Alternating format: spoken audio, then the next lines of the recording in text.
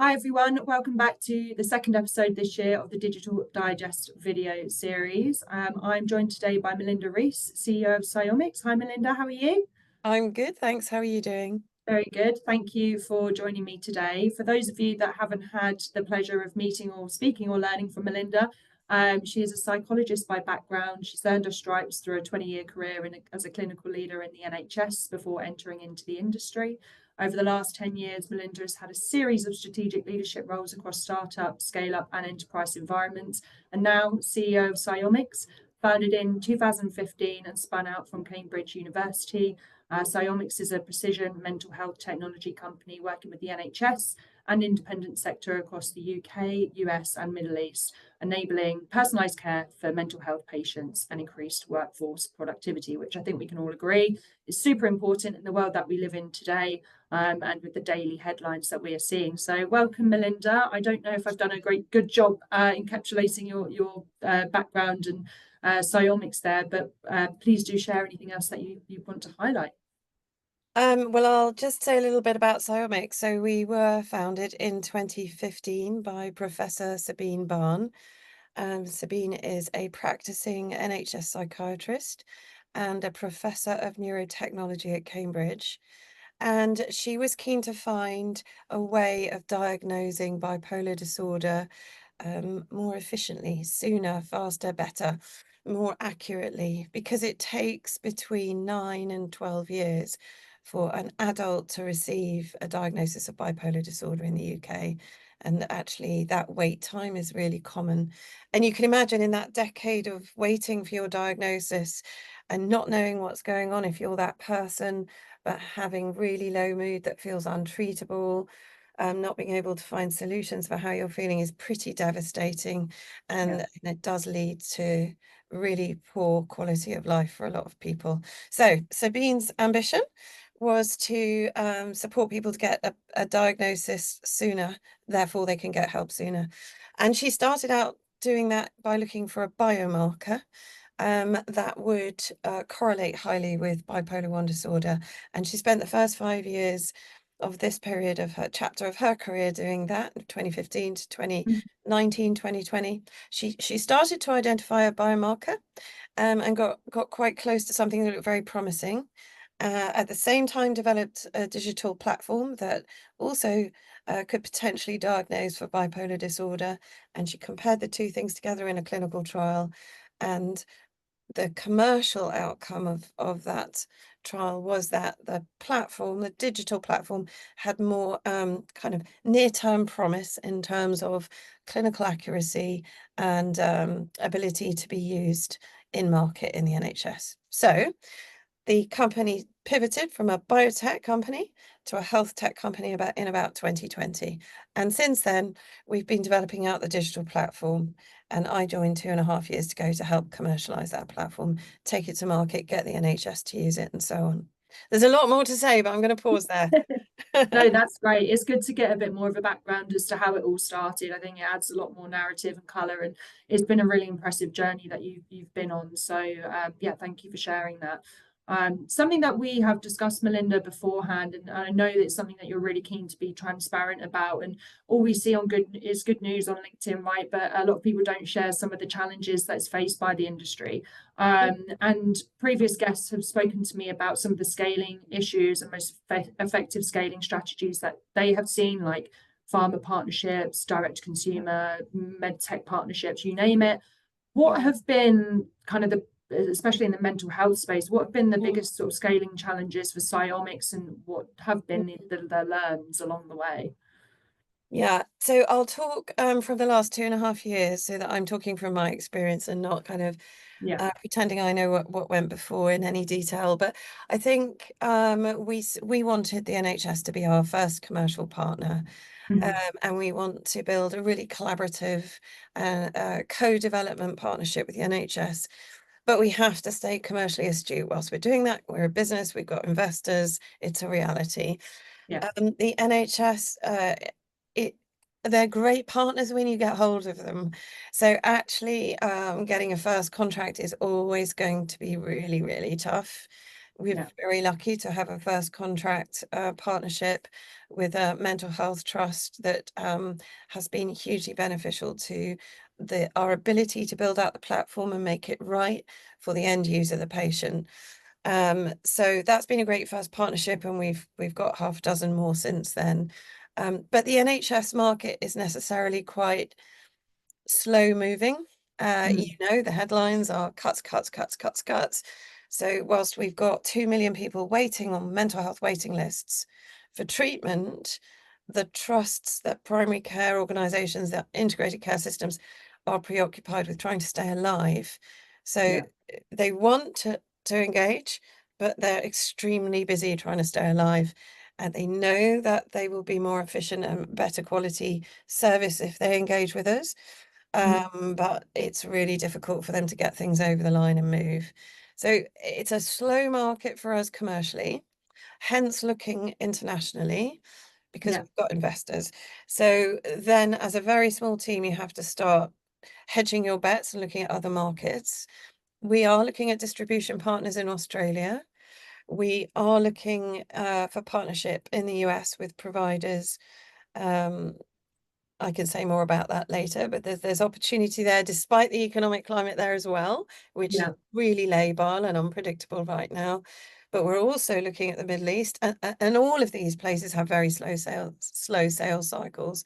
But we're also looking at the Middle East because the Middle East is a very forward-thinking market. They're really interested in being the best, the first, leapfrogging what they don't need to do all the traditional stuff that we've gone through very slowly in the UK.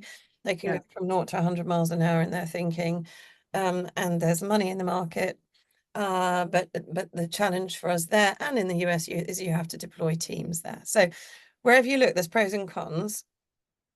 And I guess we're now a team of 20. We've been half that size for quite a long time, plus the lab in Cambridge University. It's really hard to do all of those things. You know, how many planes can you get on? And conversely, business is all about forming trusting partnerships. You have to form relationships, and you can only do so much of that on a screen.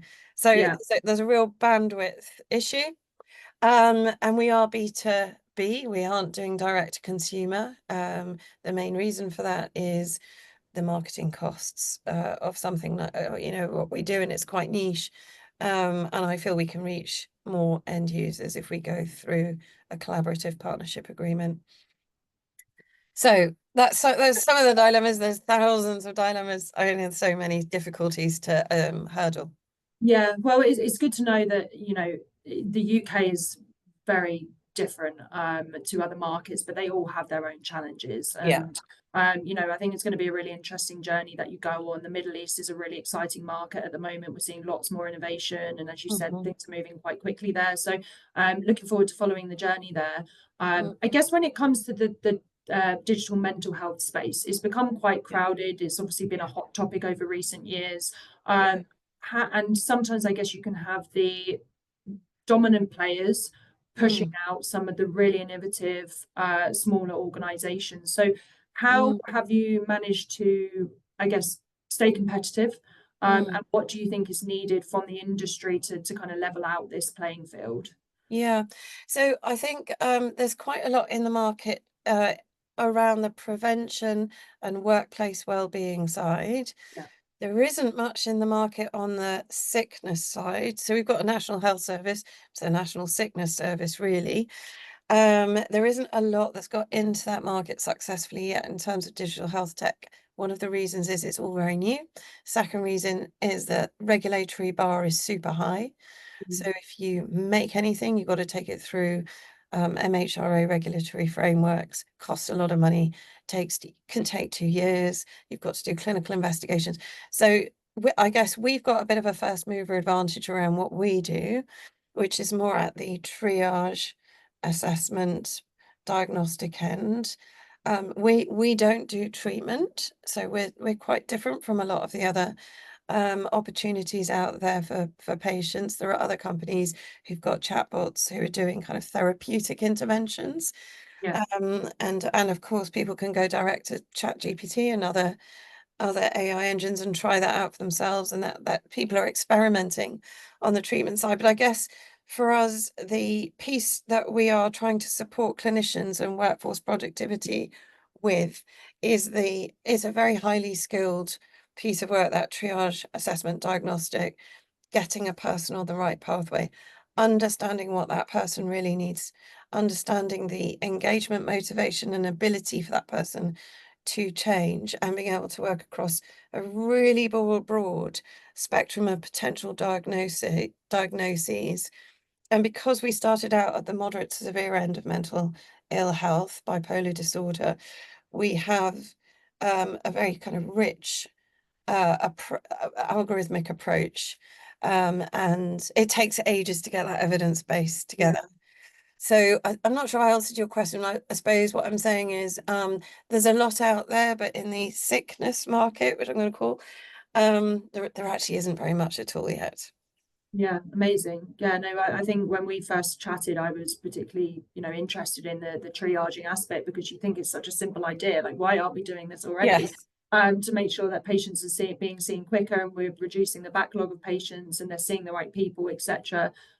So yeah, it was super interested in that, and it's amazing work that you're doing to kind of tackle some of those challenges. Mm. You mentioned the regulatory piece, Yeah. and the kind of cost and the length of time that takes. Yes. How are you balancing that with the need for how quickly innovation is happening at the moment? We have a very supportive set of investors that understand the road is going to be a little bit long, and it's the same all over the world. So you can either develop something that has no regulatory framework applied to it, but the potency of what you develop then is tricky, where is it going to go in the market? Is it going to go in the NHS helping with people who are very unwell? Probably not. It's then going to go into the workplace market or the direct to consumer market. That's a very full market. So you might think if you're developing something that doesn't need a regulatory approval, you might think you're going to save time and go under that radar and still help people. But the fact is, there are a lot of people doing that stuff, and there are very few people going through the regulatory approach. So it's short-term pain, long-term gain is our approach. Yeah.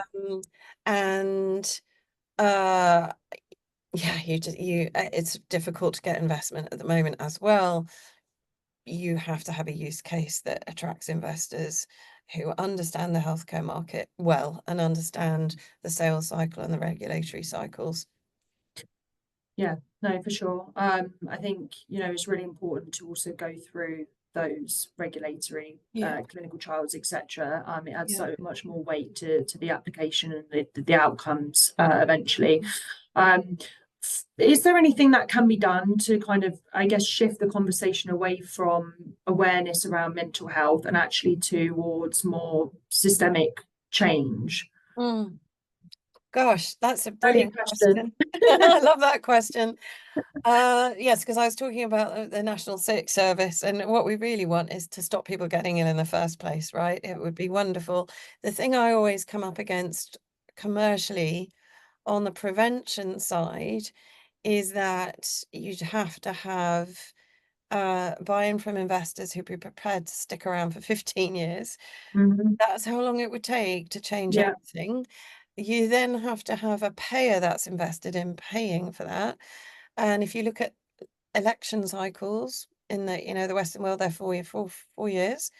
Yeah. So whilst our current government talks are really good, and I'm sure believes prevention is the approach to the future, and we think about population health, and we think about integrated care systems, and in the US ACOs, systems that are looking at the lifetime wellness of people, and they know that if they can prevent type 2 diabetes, they save a life and they save the economy. But actually putting that into practice when you've got short funding cycles and you're firefighting illness is really hard. It's really hard to make space for it. So there's lots we could do. And there's plenty of literature, knowledge, and research around there about what we could do. You could bring up children differently. And we could give people houses and food. Like, there's really basic stuff we could do, and jobs. But actually turning that into a commercial entity is really challenging. Yeah, No, for sure. No, thank you, Melinda. That's really insightful. And I guess that kind of leads me on to my final question, which I always like to finish up with is talking about your predictions for 2025 and beyond, I guess for the digital health industry, but more specifically Yeah. digital mental health as well. Yeah. Gosh, so I've been very privileged in the last 2 days to spend in depth looking at the US economy with a bunch of experts across academia, healthcare delivery, politics, law, and finance. And what was obvious to me was nobody can predict the future right now. And we started the last 2 days with Lord David Pryor, who had a not an optimistic vision for the future in healthcare, for the next 4 or 5 years, uh, Yeah, because it feels like there's no money around. It feels like there are going to be there's going to be scarcity. It feels like, Medicaid might be cut in the US. It right. feels like we're going to make lots of people redundant all over the world because the economy is crashing, and that necessarily impacts well-being and generations, actually, not just the person who's impacted directly. Mm.